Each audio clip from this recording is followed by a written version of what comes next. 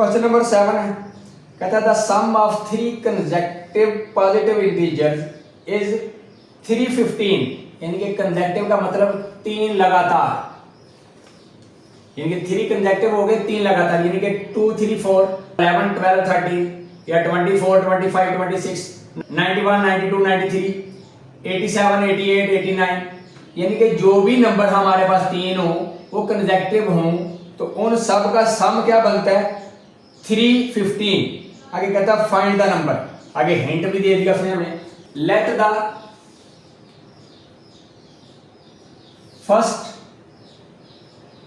Integer is equal to x. Integer की जगह आप नंबर भी लिख सकते हैं, कोई इशू नहीं है।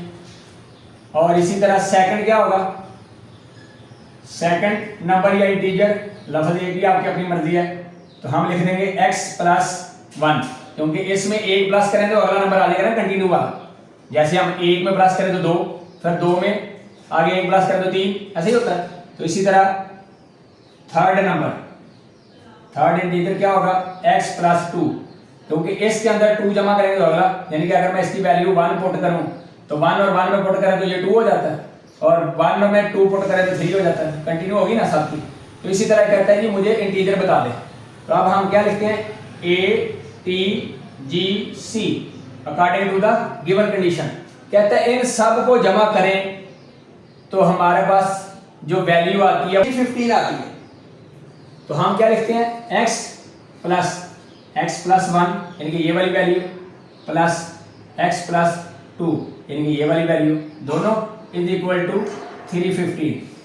अब आप देखें तो ये भी x है, ये भी x है, ये भी x, तो हमारे पास आ गया 3x और प्लस 1 और 2 3 और आ गया 3 1 5। अब ये क्योंकि कांस्टेंट नंबर है तो ये राइट तरफ हम ले जाते हैं, तो राइट तरफ जाएगा तो क्या होगा माइनस, तो हम लिखते हैं transpose 3 to right hand side, right तरफ जा रहा है, तो हमारे पास आ गया 3x is equal to 315 minus 3, तो ये हमारे पास आ गया 312 और 3x। अब 3 यहाँ पे मल्टीपल हो रहा है तो दूसरी तरफ जाकर क्या होगा डिवाइड, हम लिख देंगे डिवाइडिंग बोथ साइड बाय 3, तो 3 से डिवाइड किया तो 3 से कट गया, x इज इक्वल टू 3 1 का 3, यहाँ 1 है, यहाँ लगा 0 और ये बन गया 12, तो 3 4 का 12, यानी कि हमारे पास पहला डिजिट क्या आ गया, ये आ गया। तो हम क्या करते हैं, अब हम लिखते हैं first integer is equal to x, और x की वैल्यू हमारे पास क्या है 104, और second integer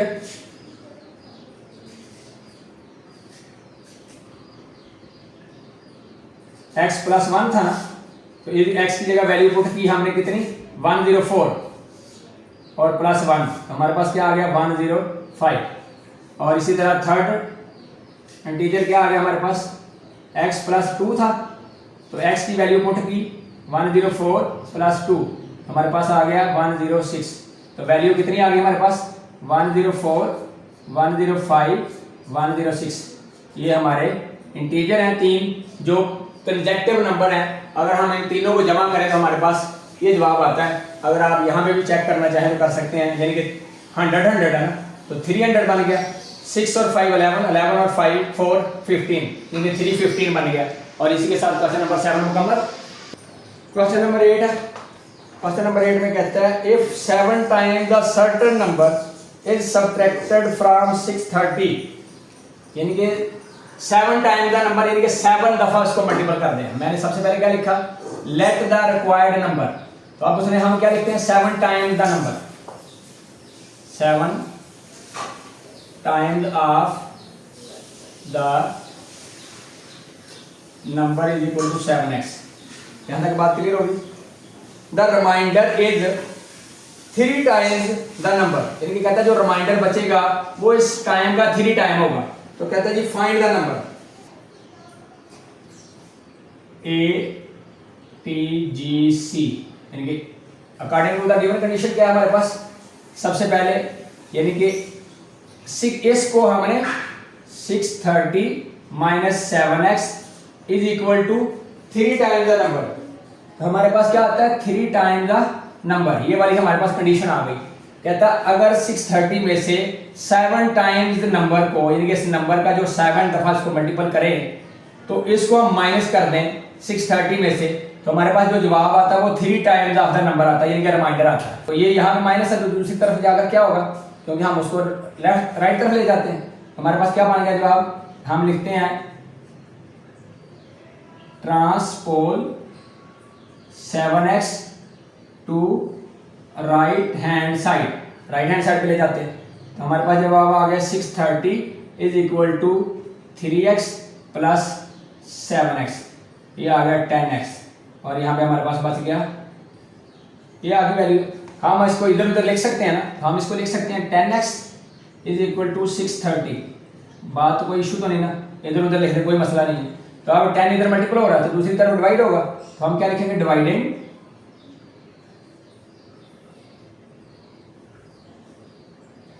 both side by 10। तो 10 से जब हमने डिवाइड किया तो 10 से कट गया, ये 0 से कट गया, तो x इज इक्वल टू 63, यानी कि वो नंबर जो रिक्वायर्ड था वो क्या है 63, यही हमारा जवाब है। अब हम इसको अंदर इसको पुट करके देखते हैं कि ये वाकई जवाब हमारा सही है कि नहीं। x को इसमें करते हैं 630 माइनस 763 इज इक्वल टू 3 और 63, क्योंकि x की वैल्यू हमने पुट कर दी। तो अगर हम इसको लिखते हैं 630 माइनस 7 3 था 21 और 2 कैरी 7 6 था 42 और 2 44 इज इक्वल टू 3 3 था 9 और 3 6 था 18, ये आ गया। अब 630 से इसको माइनस करते हैं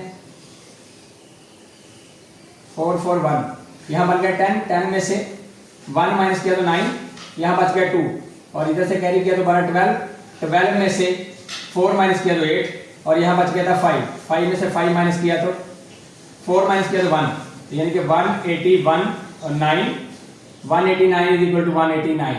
तो यानी कि यही बात उसने की थी कि ये बराबर हो जाता है और 3 टाइम्स का नंबर बन जाता है। जवाब हमारा सिर्फ ये है, ये सिर्फ मैंने वेरीफाई किया, याद रखिएगा। यानी कि रिक्वायर्ड नंबर हमारे पास क्या था 63। क्वेश्चन नंबर 9 है। क्वेश्चन नंबर 9 में कहता है the sum of the ages of Meena and Shaheena is 40 year, यानी कि शहीना और मीना की एज कितनी है, दोनों को अगर जमा करें तो हमारे पास एज कितनी बनती है 40 साल, यानी कि दोनों की एज जमा करके टोटल कितनी बनती है 40 साल। आगे कहता है इन 10 ईयर्स, इन 10 ईयर्स का मतलब होता है कि 10 साल मजीद आगे फॉरवर्ड, अगले 10 सालों में Meena will be twice as old as Shaheena, यानी कि मीना की जो एज होगी वो शहीना की एज से 2 गुना हो जाएगी। तो आगे कहता है फाइंड द प्रेजेंट एजेस, यानी कि दोनों की प्रेजेंट एज बताओ। तो सबसे पहले मैंने लिखा है let the Shaheena as x, तो मीना की एज क्या हुई 40 ईयर्स में से x माइनस कर दो तो हमारे पास मीना की एज आ जाती है, क्योंकि टोटल दोनों टोटल एज कितनी थी 40 ईयर, शहीना की एज हो गई x और मीना की एज कितनी बनी, यानी कि 40 में से x को माइनस करो तो मीना की एज आ गई। आपको कहता है जी 10 ईयर, तो हम क्या लिखते हैं आफ्टर 10 ईयर शहीना एज,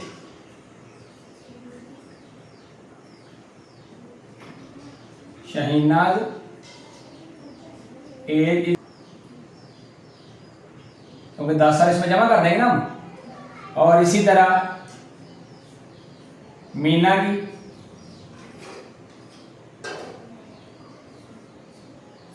तो ये मीना की थी तो इसको लिखते हैं 40 माइनस एक्स प्लस 10, तो ये हमारे पास क्या आ गई 50 माइनस एक्स, क्योंकि ये 10 40 और 10 प्लस हो गए तो 50 माइनस एक्स, ठीक है जी। क्योंकि 10 साल के बाद 40 साल 50 साल एज हो जाएगी ना, तो 50 में से हम 10 माइनस कर देंगे तो एज आ जाएगी। अब हम हमारे पास कंडीशन लगा देते हैं according to the given condition. हमारे पास कंडीशन क्या थी, Meena will be twice as old as Shaheena, ये हमारे पास कंडीशन थी। अब हमने यहाँ पे अकॉर्डिंग टू द कंडीशन ये मैंने लिख दी। अगर आप देखें इसको तो हमने ये लिखी शहीना की एज और ये लिखी मीना की एज 10 साल के बाद वाली। अब कंडीशन क्या थी कि जो मीना की एज है ये 2 गुना हो जाएगी, ट्वाइस ऑफ द शहीना। तो यानी कि इसको अब करना क्या है कि यानी कि इसकी ज़रब इसको देंगे 2 से, क्योंकि इसकी जो एज है 2 गुना हो जाएगी इससे, क्योंकि इसको 2 से ज़रब देंगे तो उसके बराबर आएगी ना। तो अब हम इसको किया तो ये हमारे पास आ गया 20 है, 2x plus 20 is equal to 50 minus x. ये x इधर आ गया, ये 20 उधर चला गया, तो हम क्या लिख देंगे transpose 20 to right hand side and transpose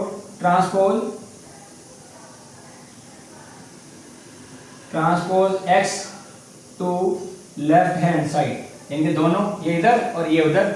हमारे पास आ गया 2x plus x is equal to 50 minus 20, तो 3x इज इक्वल टू 30।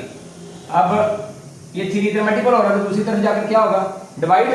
तो हम क्या लिखते हैं 3 को डिवाइडिंग बोथ साइड बाय 3, तो इधर से भी 3 से डिवाइड, इधर से भी 3 से डिवाइड, 3 से कैंसिल और ये आ गया 10, यानी कि x is equal to 10। x कौन था हमारे पास शहीना की एज हमारे पास क्या आ गई 10 साल, क्योंकि मीना जो थी वो ट्वाइस थी शहीना से।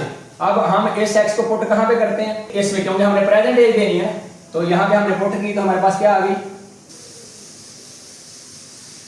Shaheena present age is equal to x और x is equal to 10 year. और इसी तरह मीना प्रेजेंट एज कितनी होगी 40 माइनस x, तो हमारे पास क्या आ गया 40 माइनस 10, तो 30 year.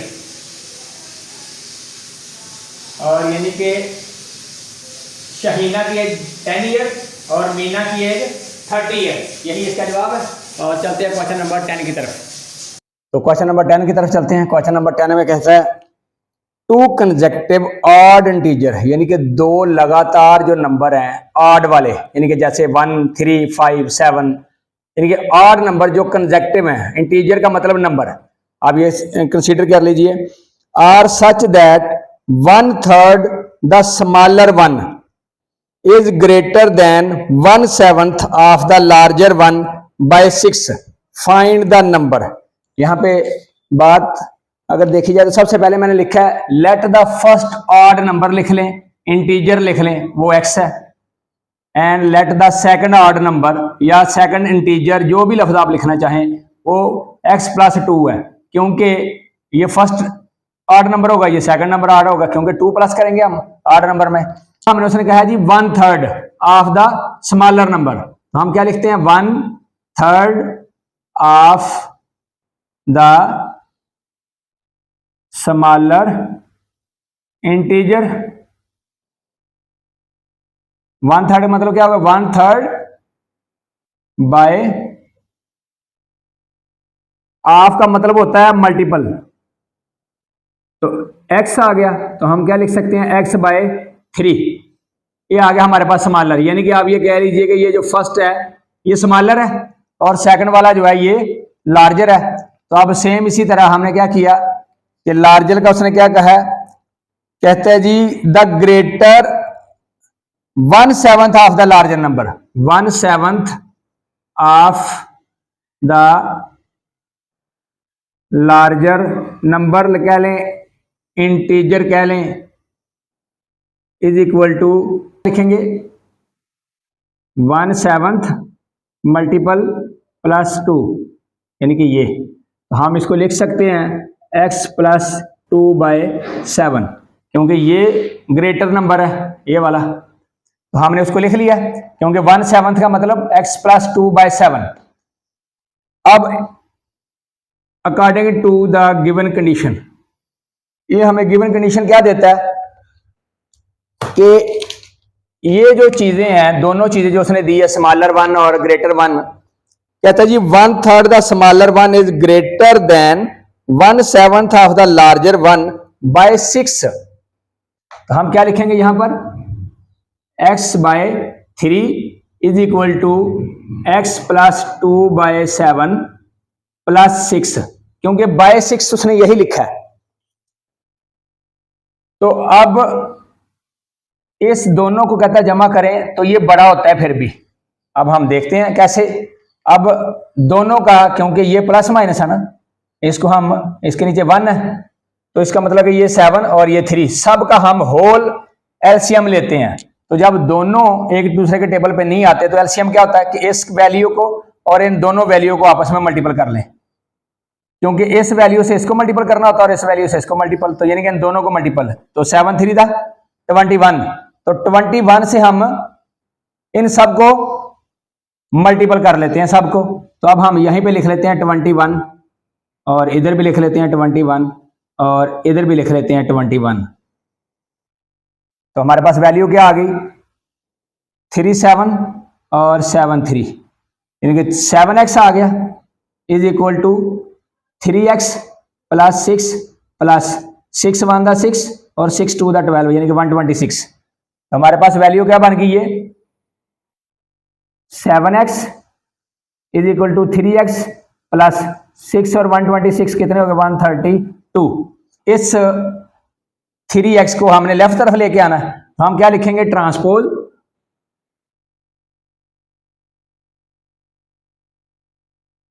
3x to left hand side. हमारे पास क्या आ गया, 7x - 3x, क्योंकि इस तरफ प्लस है दूसरी तरफ माइनस हो जाएगी, और 132।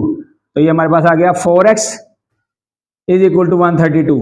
अब ये 4 जो है ये इधर डिवाइड हो रहा है, तो दूसरी तरफ क्या होगा जाकर मल्टीपल, सॉरी इधर मल्टीपल हो रहा है तो दूसरी तरफ क्या होगा जाकर डिवाइड। इधर 4 मल्टीपल हो रहा है तो दूसरी तरफ जाकर क्या होगा, डिवाइड। तो हम क्या लिखते हैं, डिवाइडिंग बोथ साइड बाय 4। तो यहां पे भी 4 और यहां पे भी 4, 4 4 से कट गया, 4 3 दा 12 और 1 कैरी किया तो ये भी 12, 4 3 दा 12, यानी कि x इज इक्वल टू 33। हमारे पास स्मॉलर वन ये आ गया। अब ये जो स्मॉलर वन है, अब हम इसमें पुट करते हैं तो हमारे पास वैल्यू आ जाती है इसकी पूरी। x की जगह हमने पुट कर लिया 33 + 2, तो हमारे पास क्या आ गया, 35। यही उसने पूछा था कि जी मुझे नंबर बताएं वो कौन से हैं, तो लार्जर जो है वो 35 है और स्मॉलर 33। क्वेश्चन नंबर 11 है। क्वेश्चन नंबर 11 में कहता है the difference of 2 numbers is 6, यानी कि एक नंबर से दूसरे नंबर को हम माइनस करें तो कहता है जवाब क्या आता है, 6।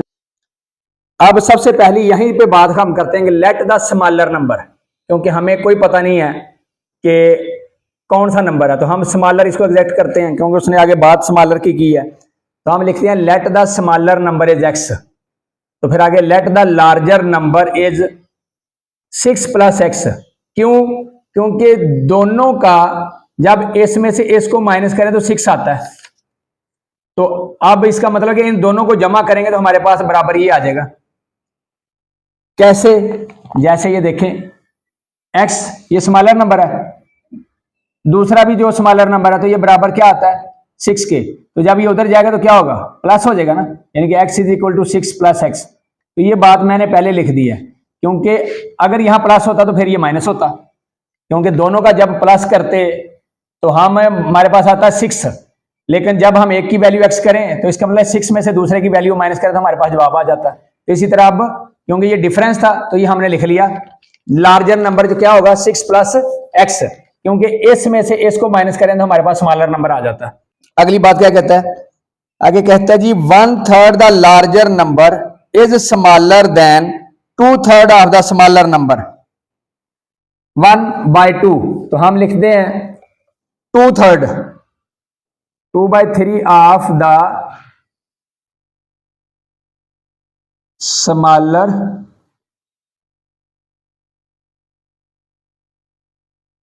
नंबर। तो 2 3 का मतलब क्या हुआ, 2x/3, यानी कि ये x को 2/3 से मल्टीपल करें तो 2x, और इसी तरह 1/3 the larger number, 1/3 of the larger number is equal to, यानी कि इसके साथ 1/3 को हम मल्टीपल करें तो हमारे पास जवाब क्या आ जाता है 6 + x + 3/3। ये हमारे पास आ गया चीजें। अब हमारे पास जो उसने कंडीशन दी है, हम आ जाते हैं कंडीशन पे। According to the given condition उसने क्या कहा, उसने कहा कि 1/3 द लार्जर नंबर, ये जो है इज स्मॉलर, छोटा है ये, then the 2/3 of the smaller number, यानी कि इससे ये छोटा है कितना, बाय 2, यानी कि 2 छोटा है। हमारे पास अब कंडीशन क्या थी कि ये जो है ये बाय 2 स्मॉलर है इससे, यानी कि स्मॉलर का जो 2/3 ऑफ स्मॉलर जो है ये ग्रेटर है, बड़ा है किस से, लार्जर के 1/3 से। तो हम लिखते हैं 6 + x/3 + 2 और 2x/3, क्योंकि ये बाय 2 बड़ा था तो हमने +2 कर दिया। अब इसका भी 3 है डिनोमिनेटर, इसका भी 3 है डिनोमिनेटर, तो जब दोनों का 3 डिनोमिनेटर हो तो इसके नीचे 1 है, तो हम होल डिनोमिनेटर यानी कि होल का एलसीएम ले लेते हैं, तो 3 आ गया, तो 3 को सबसे मल्टीपल कर दो। जब 3 के सबसे मल्टीपल किया तो यहीं पे 3 से मल्टीपल करते हैं, 3 3 और 3 3 3 से कट गया, ये भी 3 3 से कट गया, तो ये हमारे पास क्या आ गया 6 + x + 6 is equal to 2x, और ये x उधर गया तो ये बन गया हमारे पास 12 इज इक्वल टू, यानी कि x हम क्या लिखेंगे, transpose x to right hand side, हमारे पास आ गया 2x - x, हमारे पास आ गया 12 इज इक्वल टू x। तो अब x को इधर लिख ले उधर लिख ले, बात एक ही है। हमारे पास वैल्यू क्या आ गई x की, x इज इक्वल टू 12, ये बात आ गई हमारे पास यहां पे।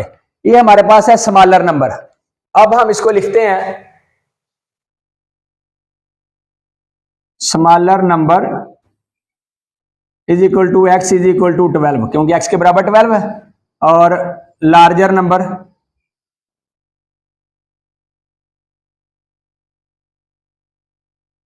तो वो था हमारे पास 6 + x, x की जगह 12, 6 + 12 और ये आ गया 18, यानी कि स्मॉलर क्या नंबर आया हमारे पास 12 और ग्रेटर यानी कि लार्जर नंबर क्या आ गया 18, और यही हमारा आंसर है।